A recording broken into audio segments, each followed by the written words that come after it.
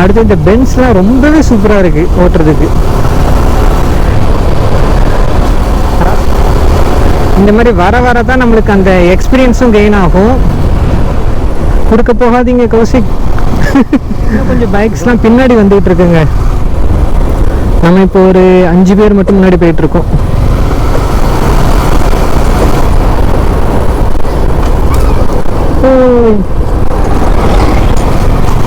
கேரளாவில் பேன் பண்ணதுனால நம்மளால ஃபுல்லாக வீலாக்லாம் பண்ண முடியலங்க. அவுட்டரில் இந்த மாதிரி வந்தால் மட்டும்தான் பண்ண முடியுது.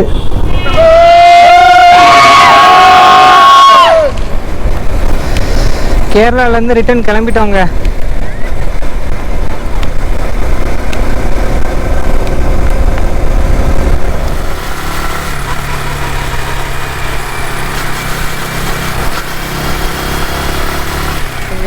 பயங்கரமாக மழை பெய்யுது.